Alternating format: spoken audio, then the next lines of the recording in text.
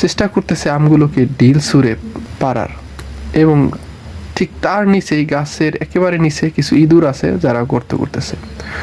আমাদের আজকের ক্লাসটি অনেক ইন্টারেস্টিং হতে যাচ্ছে, বিকজ অফ আজকে শুধু আমরা শিখবই না, বরং একটি গল্প শুনব।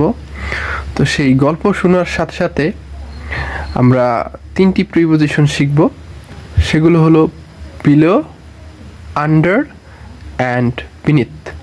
তো এই 3টি প্রিপোজিশন মূলত একই অর্থ প্রদান করে, অর্থাৎ নিচে বোঝাতে আমরা বিলো, আন্ডার এবং বিনিথ ব্যবহার করে থাকি। তো কখন আমরা বিলো ব্যবহার করব, কখন আন্ডার ব্যবহার করব এবং ঠিক কখন বিনিথ ব্যবহার করব, তো এই বিষয়ে আমাদের অনেক কনফিউশন আছে। তো সেই জন্যই আমি আজকে একটা গল্প রেডি করছি। তো সেই গল্পটি যদি আমরা একটু শুনি, তাহলে এই গল্পটি শেখার সাথে সাথে, মানে গল্পটির মজাটা নেওয়ার সাথে সাথে আমরা এই 3টি প্রিপোজিশনের সঠিক ব্যবহার শিখতে পারবো, আর কখনো ভুল হবে না। তো যাই হোক, পড়াশোনা বাদ দিয়ে গল্পে চলে আসি। তো গল্পটি হচ্ছে, এখানে বড় একটি আম গাছ আছে। তো আমাদের আশেপাশে সবার বাড়িতে মূলত আম গাছ থাকে। তো আমি সেই জন্যই একটা কমন বিষয় নিয়েছি, এবং আম গাছটির থোকায় থোকায় আম ধরেছে। তো আপনারা দেখতে পাচ্ছেন আমগুলো এখানে আঁকা আছে। যদিও আমি খুব ভালো একজন আর্টিস্টম্যান না, সেই জন্য আমগুলো দেখতে এত সুন্দর হয়েছে। এবং ঠিক তার নিচেই কিছু দুষ্টু ছেলেরা আছে যারা আম গাছটির নিচে ঘোরাঘুরি করছে এবং আমগুলোর উপরে পাথর ছুঁড়ে আম পাড়ার চেষ্টা করতেছে। এবং তার ঠিক নিচেই, অর্থাৎ আম গাছের শিকড়ের একেবারে নিচে আপনারা দেখতে পাচ্ছেন 2টি ইঁদুর গর্ত করতেছে। তো আসলে মিন হোয়াইল এই গল্পটার মাঝে আমি কিছু তথ্য বা ইনফরমেশন দিতে চাই, এবং সেগুলোর মাধ্যমেই আমি মূলত বিলো, আন্ডার এবং বিনিতের ব্যবহার শেখাতে চেষ্টা করবো ইনশাআল্লাহ। তো যাই হোক, এই যে গাছটির সাথে লেগে থাকা আমগুলো ঠিক গাছটির নিচেই আছে, পাতার নিচে আছে, বা গাছটির নিচেই বলতে পারি। এবং ঠিক গাছের নিচেই কিছু দুষ্টু ছেলেরা আছে যারা চেষ্টা করতেছে আমগুলোকে ঢিল ছুঁড়ে পাড়ার, এবং ঠিক তার নিচেই গাছের একেবারে নিচে কিছু ইঁদুর আছে যারা গর্ত করতেছে। তো এখানে সবগুলোই দেখেন নিচে আছে, আমগুলো গাছের নিচে আছে, শিশুগুলো গাছের নিচে আছে, এবং ইঁদুরগুলো গাছের নিচে আছে। এখন সবাই কিন্তু নিচে। এখন আমরা কখন বিলো বসাবো, কখন আন্ডার বসাবো, কখন বিনিট বসাবো, কারণ 3টাই মূলত নিচে অর্থ প্রদান করতেছে। তো এর জন্য আমরা আসলে এই চিত্রটার দিকে একটু ভালোভাবে খেয়াল করব যে আমগুলো মূলত গাছের সাথে লেগে আছে, মানে গাছের যে ডালা আছে সেই ডালার সাথে আম গাছের আমের থোকাগুলো লেগে আছে। এই ক্ষেত্রে আমরা বিলো ব্যবহার করব। তাহলে আমরা একটা সেন্টেন্স যদি লিখি যে কতগুলো আমের থোকা গাছের নিচে আছে, তাহলে আমরা সেন্টেন্স লিখতে পারি, there are some mango bunches below the tree. তাহলে যদি আমরা লিখি, তাইলে দেয়ার আর সাম ম্যাঙ্গো বাঞ্চেস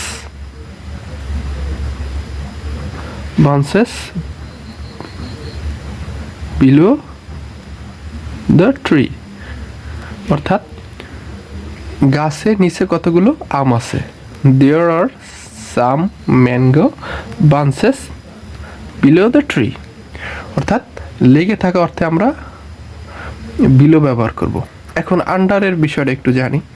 দেখেন, এই যে দুষ্ট ছেলেরা আম পাড়ার জন্য রেডি, তারা কিন্তু ঠিক আম গাছের নিচেই আছে, কিন্তু লেগে নেই, অর্থাৎ লেগে থাকা ক্ষেত্রে বিলো, এবং লেগে না থাকা অবস্থায় নিচে বোঝালে আমরা আন্ডার ব্যবহার করব।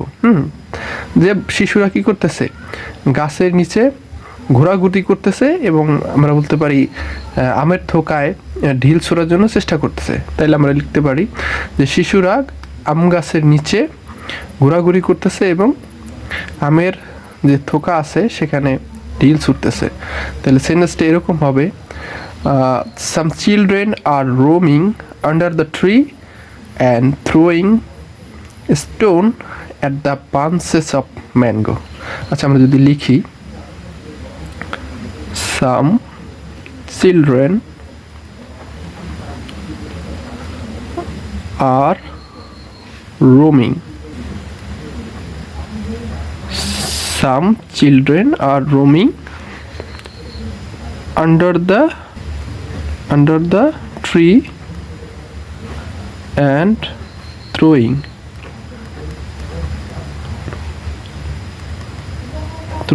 stone at the branches of mango. অর্থাৎ সাম চিলড্রেন আর রোমিং, হ্যাঁ, কিছু শিশুরা কি করতেছে, ঘোরাঘুরি করতেছে। কিছু শিশুরা ঘোরাঘুরি করতেছে কোথায়, আম গাছের নিচে, আন্ডার দ্য ট্রি, অ্যান্ড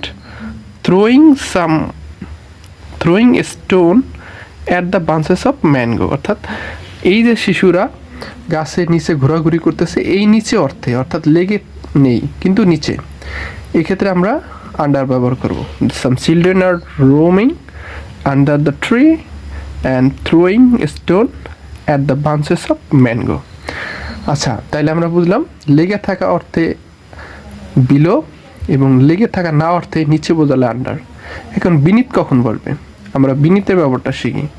বিনীত মূলত ধরা ছোঁয়ার বাইরে, একেবারে নিচে বোঝাতে। দেখেন আমের থোকাগুলো গাছের সাথে লেগে আছে, তার নিচে শিশুরা আছে, নিচে বোঝাতে। কিন্তু এই যে ইঁদুরগুলো যে এখানে গাছের নিচে গর্ত করতেছে, যেখানে শিকড় আছে, শিকড়েরও নিচে, তাইলে এগুলো হচ্ছে ধরা ছোঁয়ার বাইরে, একেবারে নিচে বোঝালে বিনীত ব্যবহার করব। হ্যাঁ, তাইলে আমরা কি লিখতে পারি যে ইঁদুরগুলো গাছের নিচে গর্ত খুঁড়তেছে, তাহলে কি হবে, the rats are digging hole beneath the tree. তাহলে সেন্টেন্সটি যদি আমরা লিখি, the rats are digging hole beneath the tree. তাইলে আমরা আজকে গল্পটির মাধ্যমে আমাদের বিলো, আন্ডার এবং বিনীতের যে সংশয় বা যে কনফিউশন আছে সেগুলো আশা করি দূর হলো। তো আমি আরেকবার একটু রিপিট করতেছি, আই রিপিট মাইসেলফ। সেটা হচ্ছে লেগে থাকা অর্থে বোঝালে বিলো, এবং লেগে থাকা না অর্থে নিচে বোঝালে আন্ডার, এবং ধরা ছোঁয়ার বাইরে একেবারে নিচে বোঝালে বিনীত। হ্যাঁ, তাইলে কি আছে, আমগুলো গাছের সাথে ঝুলে আছে বা গাছের সাথে লেগে আছে, এই ক্ষেত্রে নিচে বোঝালে বিলো।